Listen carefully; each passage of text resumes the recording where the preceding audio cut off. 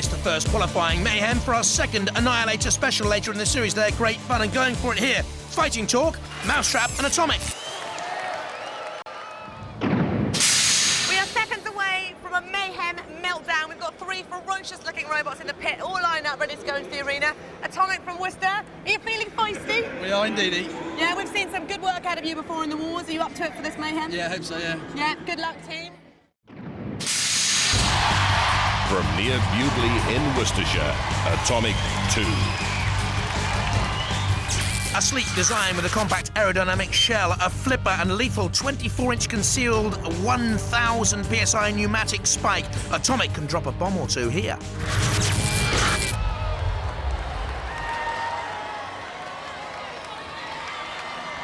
Roboteers, stand by. This is Mousetrap with Stan Launchbury and Jason, his son, there in the control booth. Fighting Talk from Aberdour in Scotland, Richie McBride at the controls with the moustache. And Atomic with Stephen Bebb, Paul Francis and David Bebb. As you saw, Kilolots in the arena with the jaws of life, as used by the rescue services to cut people out of smashes. Here used to smash, and he's brought a friend. Dead metal, underrated I feel by some, not undervalued by us. It'll get you under the belt. 3, 2, 1. Activate. We're looking at it, Fighting Talk. Here's a brave heart to go in there against these two, Atomic and Mousetrap. Dodge that mighty Mousetrap spring weapon and you've got a chance. And Atomic with the forklift thrusters looks the most lethal here. It has that spike concealed as well, but this is the forklift and it's immediately spun and tossed Mousetrap up and over and goes in for another attack there as well. Very good stuff. And now the assault on Fighting Talk, which is immediately sent crumpling to the ground. You can see up underneath the kilts there as well, and it was none too pleasant. Ah, the cheek of it all. And that has dispelled the myth as to what robots have up underneath those kilts. A Mousetrap behind Atomic, but Atomic doing all the work here.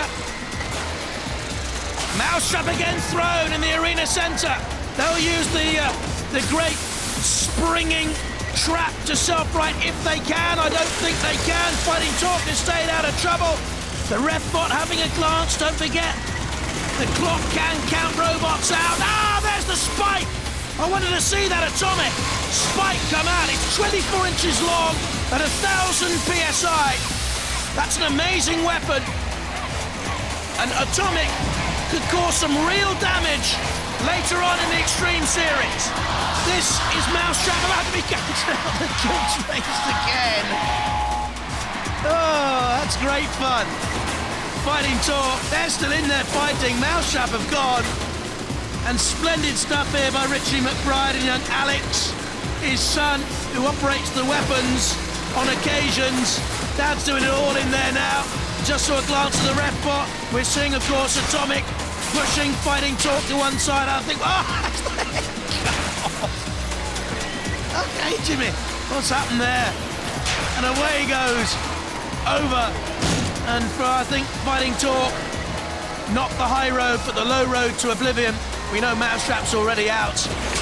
Oh, and what on earth was Atomic doing getting in there? Mousetrap on the floor, flipper, but Atomic very nearly got themselves stuck in underneath. Look at this, we're waiting for the flipper to get into action, and then Atomic got themselves in trouble. And that doesn't suggest good driving by David Bebb, the 16-year-old there. Mousetrap is too late, the spring shut, shutting the spring door while the mice have bolted or something like that, and attacking bolts and nuts and just about everything else. Dead metal. A slice is nice. 2 will do. Mousetrap onto the side of the arena and Fighting Talk in trouble as well. Counted out, the red card. The kilt is shorn. Dead metal carving into Mousetrap. And we know that Atomic here has won this Mayhem and goes through to the second of our Annihilators. Oh, Hilter, Skilter, they're all a kilter. Fighting Talk, landed on their feet. Or wheels. In comes Atomic. We know that Fighting Talk already out of it. Sprung up into the air. Bit of a Highland spring there down again and off and underway with a Highland fling. flung. Down they come. In comes Kilolot. Away goes Fighting Talk. They're on their side. The kilt's about to be set on fire, I think. Oh, what a sad end for Fighting Talk. Well, Fighting Talk at the Glasgow Kiss. The only thing Mousetrap caught were a kicking. The winners are Atomic.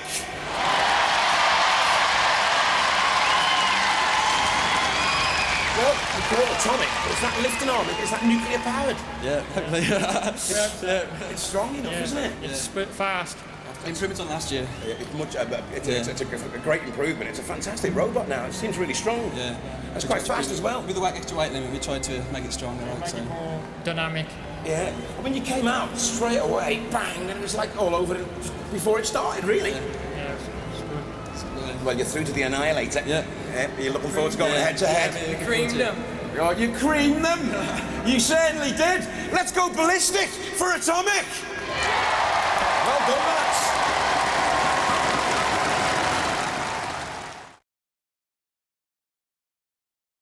From near Bewdley in Worcestershire, Atomic 2. Stephen and David Bev at the controls, Paul Francis with them.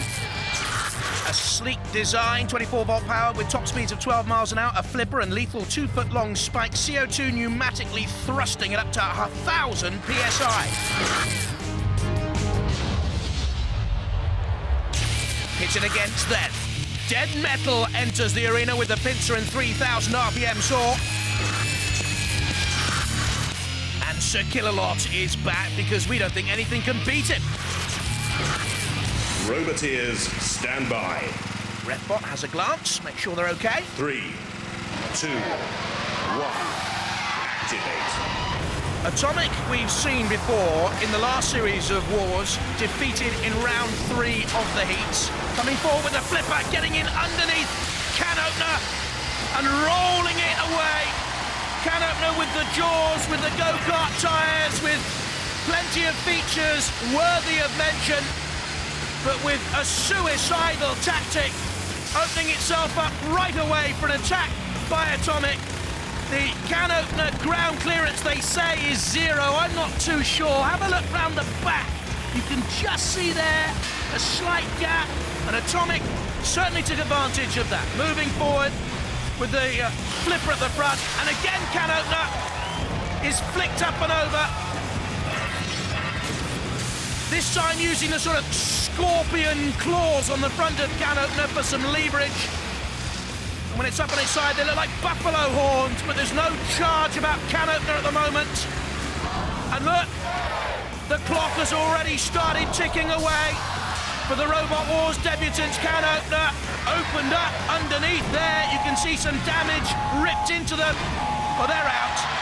Can opener finished very early on by Atomic 2.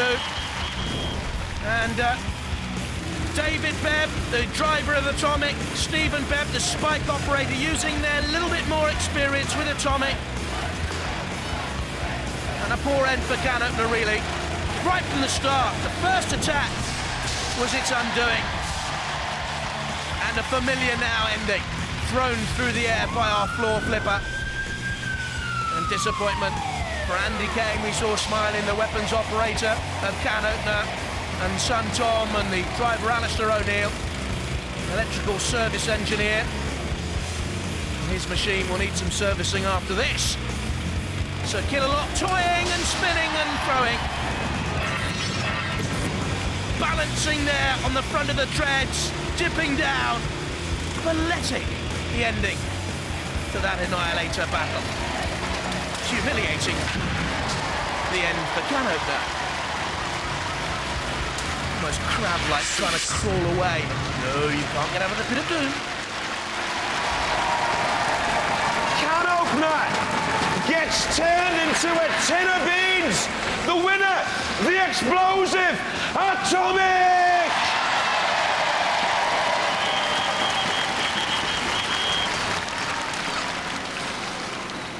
That was a good robot. Yeah, it was very good. You batted it. Just about. Tough fight. Your flipper's hard. Very hard. It was a tough fight. He looked a good robot. He was quick. He was quick. He was quick. He is a quick robot, and he's actually a really good robot. And you made him look like, well, you made mincemeat of him, didn't you? Well, we tried to throw him over, and when he self-righted, try and get his self-righter stuck so he couldn't get back. Yeah, his self-righter wasn't working, was it? No. Very poor self-righter.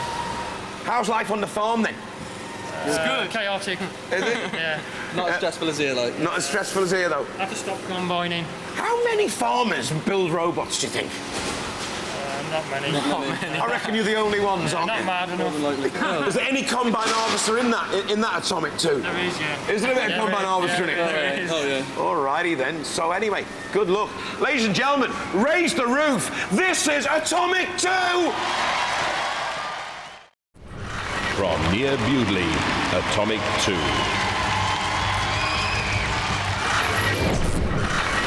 Hi, we're Team Atomic. This is our robot Atomic. I'm Paul. This is Dave. This is our team captain, Steve.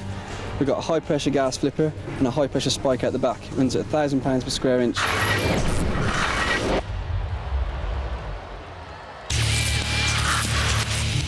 Matilda is in the arena for the first time in this heat with the tusks and the flywheel. Watch for her and, of course, her great pal Sir Killalot. Roboteers, stand by. Spinning disc against the flipper. Classic 3, Robot Wars encounter. 2, 1. Activate. Now it's Hypno-Disc spinning away right from the start. We'll try and get the disc to hit Atomic side on. Atomic has a compact aerodynamic shell and at the moment has withstood that first attempted onslaught. Or has it? Look at there! The split on the side of Atomic, but it's flicked Hypno-Disc up and over. Now this would be a huge shock if Hypno-Disc went out here. They got a little bit cocky. They attacked Atomic front on and therefore were flipped up and over. And Hypno-Disc needs to be, I was going to say on its toes, on its tyres, on its wheels. Because this is a really good battle in the making here. Oh, until that moment, surely. Hypno-Disc, look at the power, and there goes the scoop of Atomic. There goes the weaponry. The front fork not just bent, the fork was knifed away into the distance somewhere. Completely toothless now, and very near the pit of doom. I'd jump in. I really would. Save yourselves, because you've got little chance now, Atomic, surely. Hypno-Disc just waiting its moment once again to come in on the attack. They made an error judgment early on, Hypno-Disc, but survived the fall from grace, the tumble, the throw. And look at the damage. They've cleaved into Atomic. Who would go into the arena with Hypno-Disc? And the teams drawn against them in this heat, very, very unlucky. Grand finalists in the 4th series of Robot Wars, defeated by Pussycat then, but Hypno-Disc back in winning form, and Atomic 2 counted out. Hypno-Disc through to the heat final. Look at that. Split apart Atomic 2. And all we're left with in the arena is Atomic waste.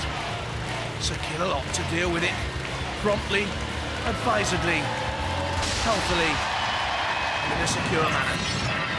Spinning, whirling. We love to see him do that. He didn't know Sir Killalot was a mean disco dancer in his part-time. The Atomic team beaten by a very good Hypno-Disc machine again. And the grisly remains are on show for all. Matilda with the flywheel at the back to cause the final damage, and then a tusk, a push, and rear end from Sir Killalot, if you please, sir. Cease. Did you see that? Atomic hit by the nuclear explosion that